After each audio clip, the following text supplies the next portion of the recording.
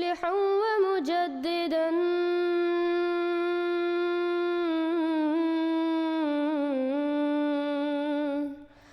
فارنوا بنظر طاهر وجنان.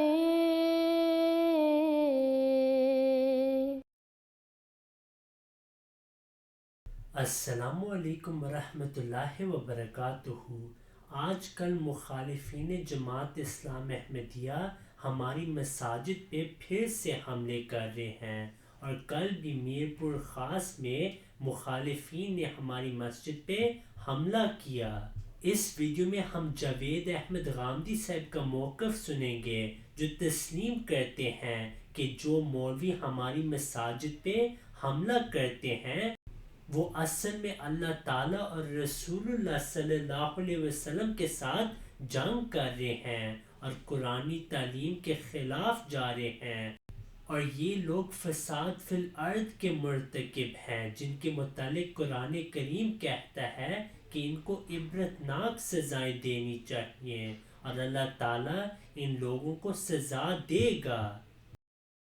غامدی صاحب، آخری سوال میں آپ سے کرنا چاہوں گی. حالیہ دنوں میں آپ دیکھ رہے ہوں گے کہ پاکستان کے مختلف شہروں میں جو احمدی ہیں کمیونٹی، ان کی عبادت گاہوں کو نشانہ بنایا جا رہا ہے، انہیں ڈیمولش کیا جا رہا ہے، تھوڑا پھوڑا جا رہا ہے. تو اس بارے میں اسلام کا کیا کہنا ہے کہ کسی دوسرے کے مذہب، چاہے وہ کسی بھی مذہب سے تعلق رکھتے ہوں، ان کی عبادت گاہوں کو نقصان پہنچانا، اس بارے میں اسلام کیا کہتا ہے؟ یہ بدترین جرم ہے. یہ اللہ اور اللہ کے رسول کے خلاف اعلان جنگ ہے. یہ اللہ اور اللہ کے رسول کے دیے ہوئے امن کو درہم برہم کرنا ہے. اس طرح کے لوگ فساد کے مجرم ہیں، اور قرآن مجید نے کسی طرح کے لوگوں کے بارے میں یہ کہا ہے کہ انہیں عبرتناک سزائیں دی جائیں تاکہ یہ اس کی جسارت نہ کریں. اس دنیا میں ہر شخص کو اللہ نے یہ حق دیا ہے کہ وہ جو مذہب چاہے اختیار کرے، جو نقطہ نظر چاہے اختیار کرے.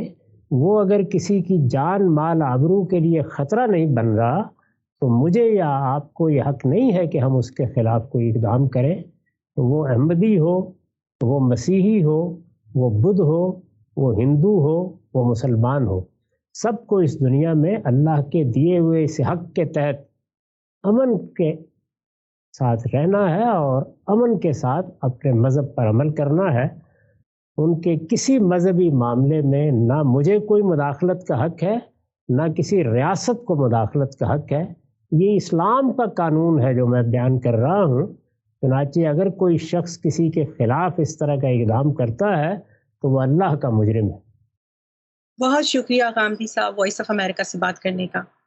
If you have not yet subscribed, make sure to subscribe and click on the bell icon so you can get notifications for every new video. Also make sure to like and comment on the video and follow on Twitter and Instagram.